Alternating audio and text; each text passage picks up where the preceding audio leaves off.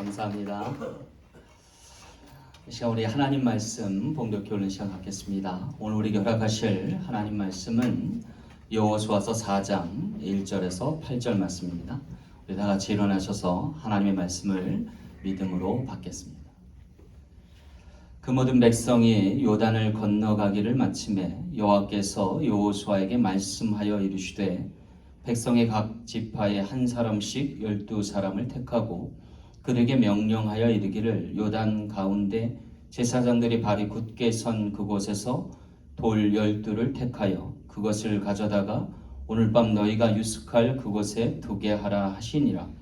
여호수아가 이스라엘 자손 중에서 각 지파에 한 사람씩 준비한 그 12사람을 불러 그들에게 이르되 요단 가운데로 들어가 너희 하나님 여호와의 궤 앞으로 가서 이스라엘 자손들의 지파 수대로 각기 돌 한 개씩을 가져다가 어깨에 매라. 이것이 너희 중에 표징이 되리라. 후일에 너희의 자손들이 물어 이르되 이 돌들은 무슨 뜻이냐 하거늘 그들에게 이르기를 요단물이 여호와의 언약궤 앞에서 끊어졌나니 곧 언약궤가 요단을 건널 때에 요단물이 끊어졌으므로 이 돌들이 이스라엘 자손에게 영원히 기념이 되리라 하라 하리니 이스라엘 자손들이 여호수아가 명령한 대로 행하되 여호와께서 여호수아에게 이르신 대로 이스라엘 자손들의 지파의 수를 따라 요단 가운데서 돌 12를 택하여 자기들이 유숙할 곳으로 가져다가 거기에 두었더라. 아멘. 우리 잠시 기도하고 말씀 전하겠습니다. 참 좋으신 아버지 하나님, 이 시간 들을 길을 열어 주옵소서. 우리 마음밭을 열어 주옵소서. 옥토로 다져진 말씀의 터 위에 아버지 하나님께서 심기신 말씀의 능력이 나타나게 하사 한 주간에도 승리할 수 있는 밑거름 되게 하여 주옵소서. 오늘도 우리 심령 가운데 역사하심을 믿고 거룩하신 예수님의 이름으로 간절히 기도하옵나이다. 아멘. 할렐루야. 여러분, 짐승 중에 IQ가 가장 낮은 짐승이 어떤 짐승인지 아세요? 물고기. 예, 한간의 물고기라고 그래요. 물고기가 왜 머리가 나쁘냐면요, 자신의 생명을 위협했던 미끼를 불과 1분 전에 물었다가 죽을 뻔했는데 그 다음에 그 미끼가 또 내려오면 또 문다는 거예요. 그러면 여러분, 그 다음으로 나쁜 짐승이 뭔지 아세요? 쥐랍니다. 쥐. 쥐가 왜 나쁘냐면요, 자기가 고양이한테 쫓기다가 어렵사리게 쥐구멍 하나 발견하고 거기 들어가잖아요. 그래서 살았어요. 그러면 3분을 못 기다린대요. 그 고양이가 밖에 있는 줄 모르고 또 고개 낼름 디비다가 잡혀서 죽는다. 무엇이 문제일까요? 아마도 그것은 잊지 말아야 할 사항을 기억하지 못하고 망각해서가 아닐까 싶습니다. 그렇다면 여러분, 인간은 어떠할까요? 감사하게도 인간은요, 잊지 말아야 할 사항을 잊지 않는 능력을 갖고 있다. 다시 말해서 받은 바 은혜를 기억할 수 있는 능력, 그것을 하나님께 은총으로 부여받은 것입니다. 그렇다면 어떻게 그 능력이 유지될 수 있을까요? 그것은 오늘 우리가 말씀의 그릇이 될 때 가능하다. 다시 말해서 받은 바 말씀을 망각하지 않고 우리가 그릇과 같이 담아내고 기억하여서 기념하고 기록하여 간직하면 잊혀지지 않을 은총이 된다는 것입니다. 오늘 본문 말씀에 보면 하나님은 그 은혜를 망각하지 않고 기억하고 기념할 뿐 아니라 기록할 것을 명령하고 계신 거예요. 바로 요단강을 믿음으로 건너가게 하시고 그 은혜를 기억하며 기념하며 기록하여 간직하게 한 것입니다. 이것이 왜 중요할까요? 이로 말미암아 그들이 하나님의 표징으로 하나님의 백성이 되고 가나안 땅을 도모하게 되었기 때문입니다. 어쩌면 우리 사랑 장로교회도요, 코로나 바이러스 사태라고 하는 위험천만한 강을 건너서 이전하고 개척하는 데 성공했습니다. 뒤돌아보면요, 하나님의 은혜가 아니고서야 어떻게 이런 일이 가능할 수 있을까? 오늘 여기에 모이신 수많은 하나님의 백성들이 이곳에 함께 할 수 있을까라는 생각을 가져요. 하지만 여러분, 우리가 여기서 안도해서는 안 될 거예요. 왜냐하면 이렇게 안착할 수 있도록 하신 것이 하나님의 은혜이고, 그것을 망각하지 않고 그 은총을 받아 누릴 수 있어야만 참된 백성이 되기 때문입니다. 그럴 때에 오늘 가나안에서 안식을 시작했던 이스라엘 백성들처럼 오늘 우리도 다가오는 뉴노멀의 시대에 일상이 축복이 되고 천국이 되는 놀라운 은총을 누리게 될 줄로 믿습니다. 자, 그렇다면 오늘 우리가 기억하고 기념하며 기록해야 할 신앙의 표징은 무엇일까요? 오늘 말씀을 통해서 몇 가지 귀한 은혜 나누시는 시간 되시길 바랍니다. 첫 번째는요, 신앙의 유물됨입니다. 오늘 3절 말씀 함께 보겠습니다. 그들에게 명령하여 이르기를 요단 가운데 제사장들의 발이 굳게 선 그곳에서 돌 12를 택하여 그것을 가져다가 오늘 밤 너희가 유숙할 그곳에 두게 하라 하시니라 그랬어요. 여기 돌 12를 택하라고 그러셨어요. 여기 돌을 택하는 것이 무슨 의미가 있을까요? 사실 이 돌들은요, 택할 만한 특별한 돌들은 아니었어요. 여느 강가에 놓여져 있는 돌들과 다를 바 없었기 때문입니다. 크기도 그다지 크다라고 할 수 없어요. 남자가 장정이 어깨에 들어맬 정도의 크기밖에 되지 않아요. 그렇다고 해서 이 모양이 특이하거나 또는 독특한 무늬가 새겨진 것도 아닙니다. 그냥 여느 강가에 버려져 있는 돌들과 전혀 다를 바 없다는 거예요. 그럼에도 불구하고 이 돌들을 택하여서 취하여서 가져다가 따로 보관해 두어야 할 이유가 무엇입니까? 두 가지 이유 때문에 그래요. 하나는 하나님의 역사의 현장 가운데 있던 돌들이기 때문에 그래요. 또 한 가지는 그것을 택하여서 건져낸 사람들이 있어서입니다. 다시 말하면 이 돌들은요, 언약궤를 맨 제사장들이 요단 강물을 갈릴 때 그 곁에 있던 돌들이에요. 여러분, 사실 요단강을 건널 때 이건 기적과도 같은 일이었어요. 물론 여러분 성지순례를 가보면 요단강이 그리 깊지 않은 강이에요. 한국에 있는 한강처럼 그렇게 넓고 큰 강이 아닙니다. 샛강과 같은 강이에요. 하지만 여기 시즌을 보면 물이 가장 많이 넘쳐날 때예요. 따라서 사람이 헤엄치지 않고는 건널 수 없는 시즌이에요. 그럼에도 불구하고 이스라엘 백성들이 여기를 걸어서 지나갔던 이유는 이스라엘 백성 중에 제사장들이 언약궤를 메고 그 강에 발을 들여 놓을 때 물이 양쪽으로 갈라졌기 때문이에요. 하나님이 임재하셔서 하나님이 역사하셔서 물이 갈라지고 백성들이 마른 땅과 같이 건넜던 곳이 바로 이곳이었어요. 그 제사장들이 서 있던 곁에 머물러 있던 돌들을 취해서 가져다 놓으라고 명령하시는 거죠. 이것이 무엇을 의미해요? 간직할 만한 그 무엇이 되었음을 알려주는 거예요. 자, 이것이 왜 중요한 거예요? 그것은 바로 위기를 기회로 바꾸시는 하나님의 능력이 함께 하심을 나타내기 때문에. 여러분, 오늘 우리가 이 체험적 신앙을 가지고 있어요. 위기 가운데서도 항상 하나님은 역사하실 수 있고 그것이 도리어 기회로 바뀔 수 있음을 항상 깨닫고 알아야 돼요. 그렇게 하기 위해서 이 돌들을 떠서 가져다가 표징을 삼게 하시는 거예요. 여러분, 어디 돌들만 그럴까요? 사람도 마찬가지예요. 여러분, 여기 모인 저와 여러분들 다른 사람과 다른 사람일까요? 특별한 어떤 존재일까요? 아니요, 여러분들도 잘 알잖아요. 세상 여느 사람들과 여러분들이 다르지 않다. 단지 다르다면 두 가지예요. 하나는 하나님의 역사의 현장에 있던 사람들이고 하나님이 택하여 부르신 사람들이라. 그래서 여러분들은 특별한 사람이 된 거예요. 하나님으로 말미암아. 마치 이 돌들처럼 요단강가에 흔히 버려져 있던 돌들 중에 12개의 돌을 취하여 하나님이 택하셔서 사용하신 것처럼, 그리고 기억하고 기념하도록 간직하게 하셨던 것처럼 우리 모두는 그와 같은 존재들이다. 오늘 우리로 신앙의 유물 삼으신 이유는 하나님의 깊으신 뜻이 여기 있다는 거예요. 자, 그렇다면 이러한 일련의 일들이 오늘 우리에게 어떤 교훈을 줘요? 한 가지, 오늘 우리에게 믿음을 주신다. 여러분, 성경의 이 모든 기록된 이 과정들을 보면 거의 같은 일련의 과정들을 거쳐요. 처음에 하나님이 임재하셔요. 그러면 특별하지 않았던 것이 특별하게 돼요.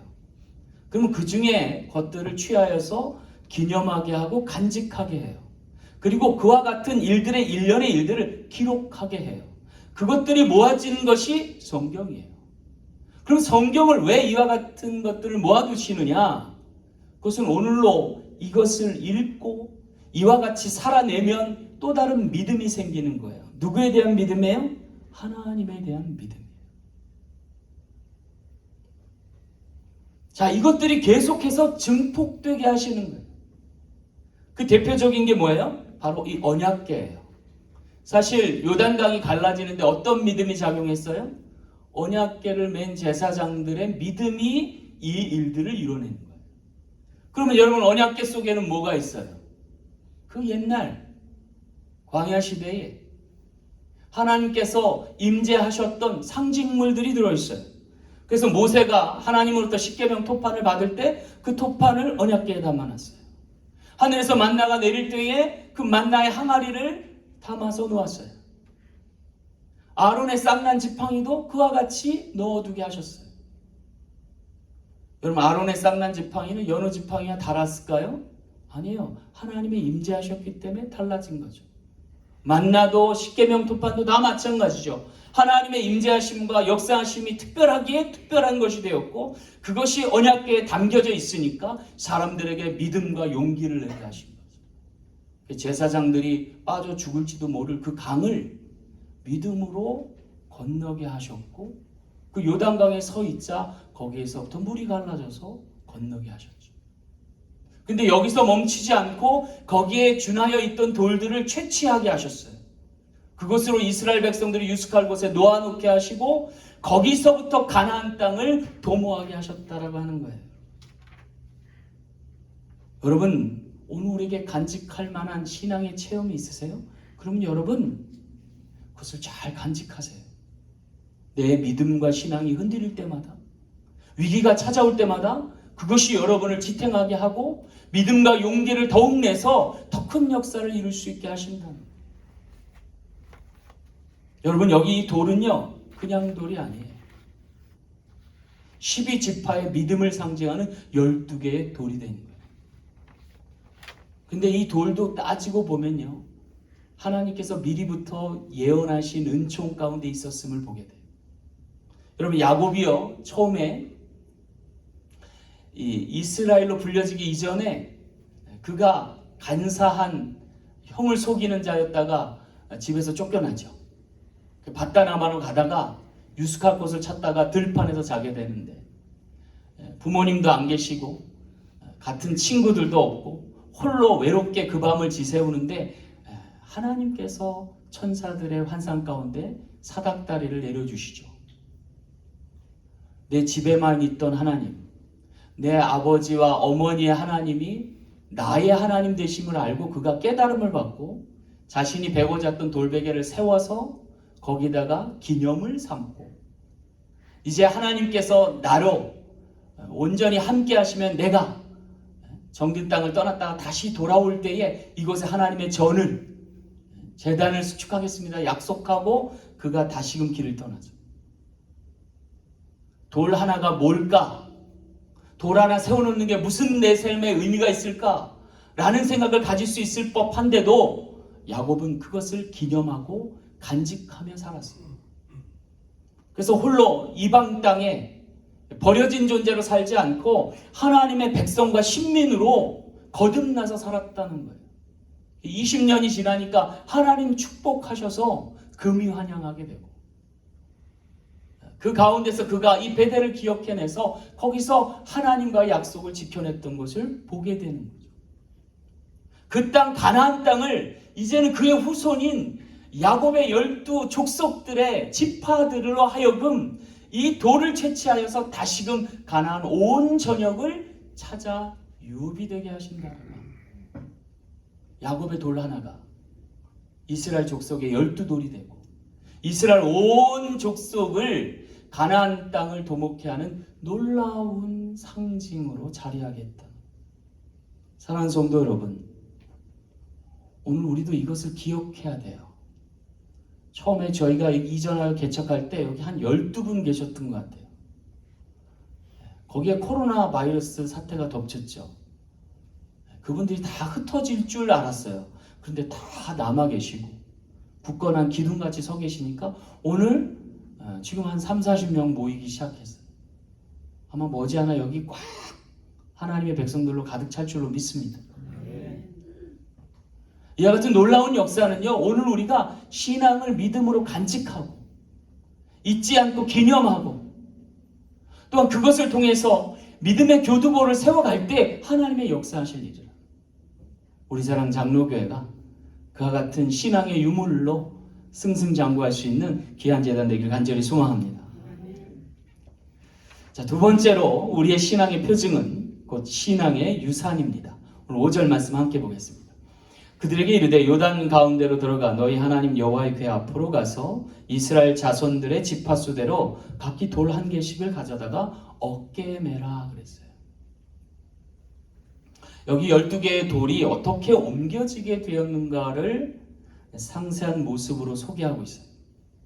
주목할 만한 것은요, 이 돌들이 사람들의 어깨에 의해서 메어져서 옮겨졌다는 거예요. 여러분, 어깨에 들만한 돌은요, 어때요? 제법 큰 돌이죠. 하지만 이 돌이 여느 돌과 같이 기념할 만큼 거대한 것은 아니에요. 여러분, 한국이 조그만 나라임에도 불구하고 광개토 대왕릉비라든지 진흥항 순수비를 보면요, 굉장히 커다래요. 그래서 그것이 오늘날까지 이어져서 많은 사람들의 표식이 되죠. 근데 이스라엘 백성들이 기념하겠다고 가져온 돌의 크기를 보면 남자가 어깨에 맬 정도 밖에는 안 돼요.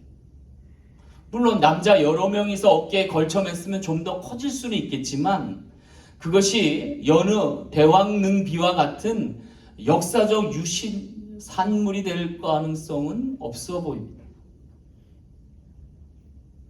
그렇게 위엄을 자랑할 만한 커다랗거나 거대한 비석은 아니라는 거죠. 그렇다면 오늘 우리가 여기서 주목할 것이 뭐냐면 그것을 어깨에 맸다라는 표현이에요. 각기 돌 한 개씩 가져다가 어깨에 매라 하셨기 때문입니다. 여기 어깨에 맸다라는 표현은 무슨 의미일까요? 그것은 마치 어깨에 무언가를 매는 행위는 십자가 지는 멍해지는 행위와 같다 하겠습니다. 사실 레위 지파 사람들이 법궤를 어디에 맸어요? 어깨에 맸어요. 자신의 목숨을 걸고 강을 도강할 때에 그 무거운 언약궤를 어깨에 맸던 거예요. 그것은 어쩌면 모든 백성들에게 수고와 헌신과 희생과 섬김을 나타내주는 증표였을 겁니다. 동일하게 그들의 선 곁에 있는 돌들도 남자의 장정들, 특별히 이스라엘의 12지파를 대표하는 사람들로 하여금 들어서 어깨에 메고 가게 하셨다는 거예요. 이것은 마치 누군가를 위해 십자가를 지는 행위입니다. 예수님께서도 그의 십자가를 어깨에 메고 지고 가셨다는 거예요. 수고와 헌신으로 누군가의 멍에를 함께 매주는 행위입니다. 이 12개의 돌을 어깨에 메고 요단강을 건너와서 유숙할 곳에 세우고자 했던 것을 오늘 우리가 상기해 봐야 돼요. 누군가를 위해서 어깨를 내어줄 수 있는 것, 누군가를 위해서 멍에 맬 수 있는 것은 적어도 자기만을 위한 삶은 아니라는 거예요. 그 누군가를 위한 삶이고 더 나아가선 다음 세대를 위한 삶을 살게 하셨다는 거예요. 누구에게? 믿음의 선진들에게. 그럴 때 여러분, 그 다음 세대는요, 수고하고 무거운 짐이 아니라 질만한 감당할 만한 그러한 쉼과 함께하는 놀라운 은총의 매개가 된다는 거예요. 그래서 예수께서 오늘 우리에게 말씀하시잖아요. 수고하고 무거운 짐진 자들아 다 내게로 오라. 내가 너희를 쉬게 하리라. 여러분, 믿음의 선진들 1세대들은 광야에서 배회했어요. 안타깝게도 안식을 누리지 못했어요. 그러나 여호수아 갈렙을 비롯한 믿음이 있는 사람들, 그 어깨에 멍에 맬 수 있는 준비를 한 사람들은 요단강을 건너가서 가나안 안식에 함께 유하게 됐다. 뿐만 아니라 그들로 인하여서 그 다음 세대들이 계속해서 안식을 이어가게 됐다. 담계에 남길 유물로서만의 소유 가치가 아니라 대대에 미칠 만한 유산으로서의 존재적 가치를 갖게 되는 시점이에요.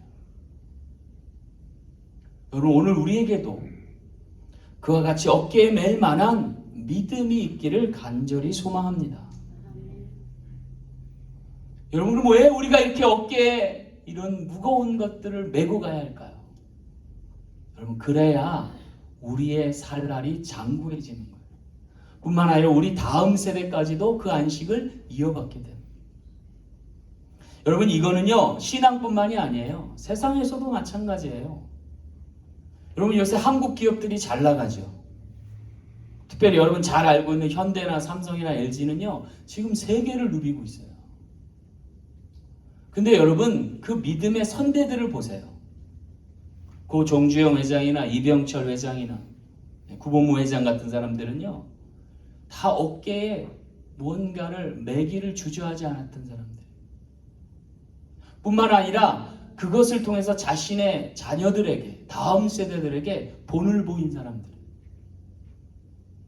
여러분, 기업이 3대가 이렇게 존속되기가 쉽지 않아요. 근데 지금요 한국 기업들 보면 1세대보다 2세대가, 2세대보다 3세대가 더 열심히 일해요. 그 굴지의 대기업, 세계적인 기업이 되고 있어요. 그렇다고 해서 뭐 한국 기업들이 다 그러는 건 아니에요. 뭐 롯데나 한진기업 같은 걸 보면 2세, 3세들이 아주 말아먹는 경우도 있어요. 왜 그래요? 어깨를 내어주지 않아서 그래요. 선진들은 그랬을지 모르겠지만 후대들이 자신의 어깨를 메고 이것을 이어받으려 하지 않은 거예요. 근데 오늘 본문 말씀에 보니까 믿음의 선진들, 제사장들이 어깨에 언약궤를 메고 요단강을 가르자 그 다음 세대가 이어받아서 그 돌들을 취하고 자신들도 어깨에 메고 강을 함께 건너서 간직할 만한 그 무엇으로 가치롭게 기념하더라는 거예요. 여러분, 이 믿음이 계승될 때에 안식이 찾아오는 거예요. 가나안 땅을 도모할 뿐만 아니라 가나안에 정착해서 안식하는 백성이 되게 된 이유가 어디 있어요? 그들이 어깨를 메고 다음 세대에게 계속해서 이 신앙을 물려주었기 때문이다. 신앙이 유물로서만 존재하는 것이 아니라 유산으로서 가치를 더할 때 이러한 역사가 나타난다는 거죠.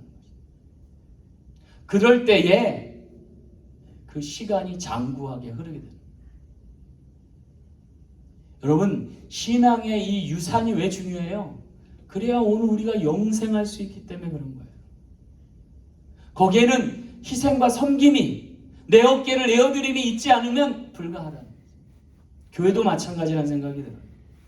오늘 우리의 신앙, 이 선진들이 어떻게 다음 세대에 이것을 물려줄까 고민해야 돼요.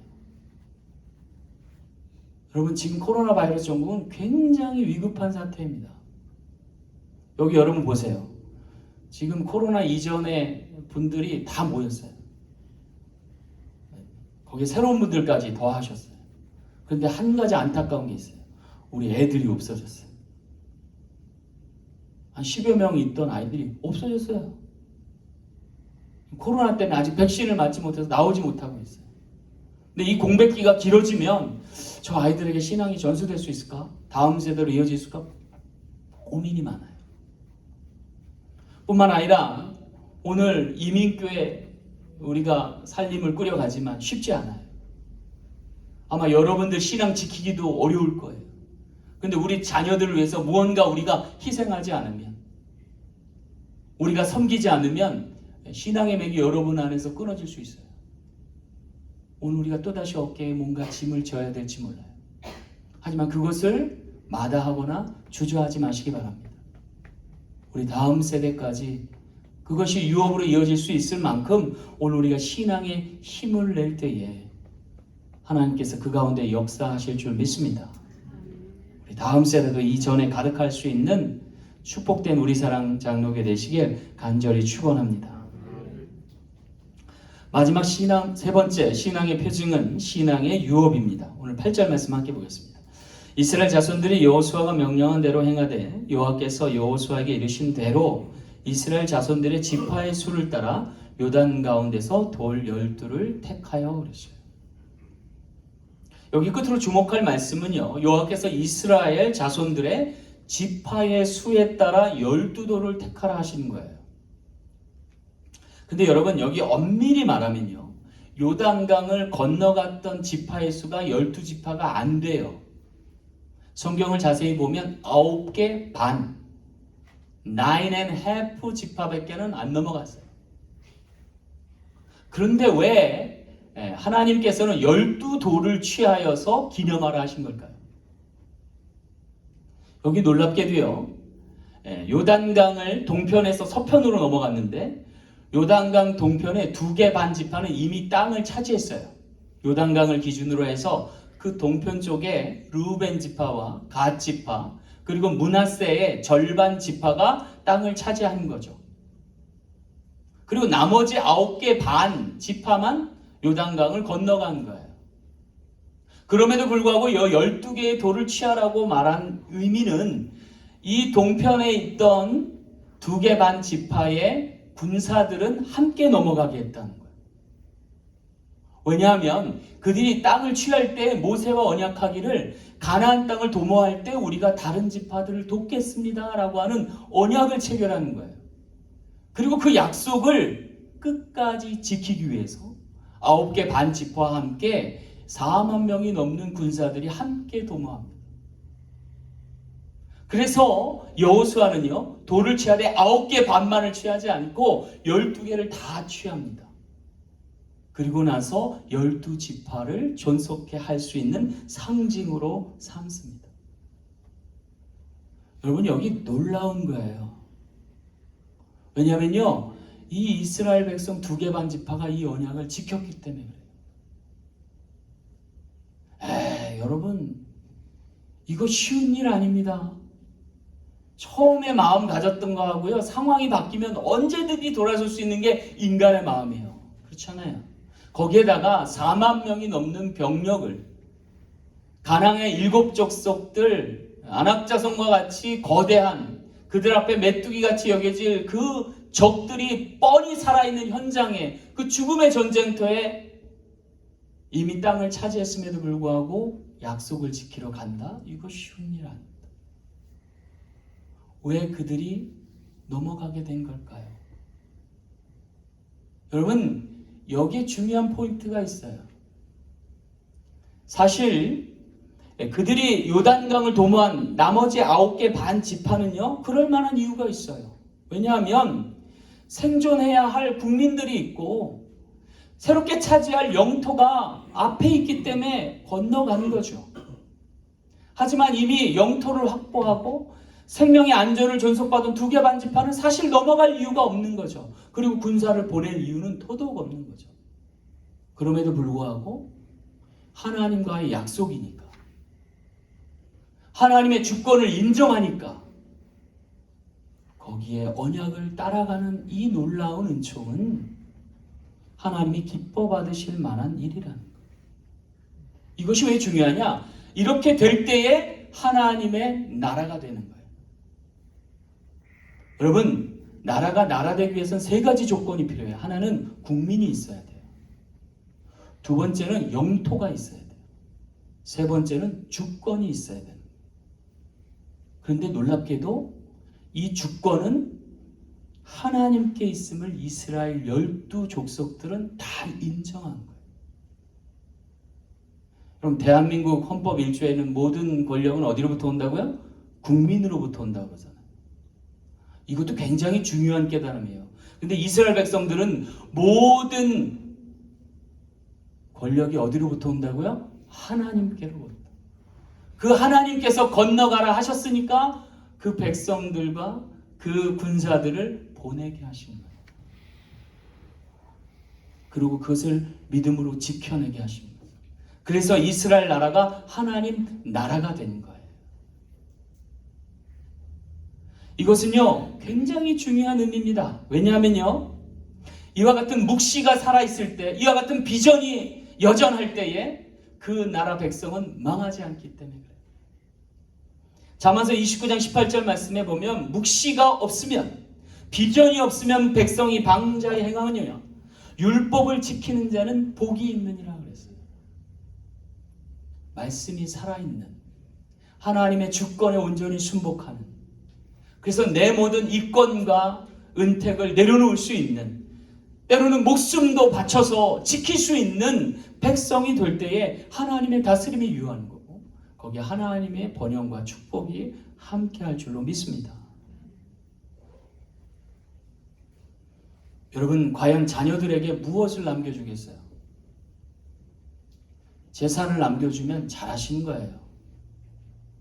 그럼 믿음을 남겨주시면 위대한 거예요. 내 자녀에게 많은 재산을 물려주는 것도 중요하지만 더 중요한 것은 위대한 신앙의 유산을 물려주는 것이라는 거예요. 그것이 비전이 되고 그것이 과업이 될 때에 그 백성들은, 그 후손들은 망하지 않는다는 거예요. 여러분, 다윗이 솔로몬에게 무엇을 물려줬어요? 많은 것을 물려줬죠. 그런데 그에게 과업도 물려줬어요. 내가 너무 많은 피를 흘려서 성전을 짓지 못하지만 네가 그것을 지어주길 원한다. 여러분, 솔로몬이 성전을 지을 때까지요, 그가 변함없는 하나님의 종이었어요. 과업이 있어서 그래요. 근데 솔로몬은 자신의 다음 세대에게 과업까지는 물려주지 않았어요. 그냥 나라가 두동강이 났어요. 여러분, 우리 자녀에게 무엇을 물려주겠어요? 음금과 육축보다도 하나님의 신앙과 믿음의 과업을 남겨줄 수 있는 저와 여러분 되시길 간절히 소망합니다. 비전이 있는 백성이 되고 하나님의 말씀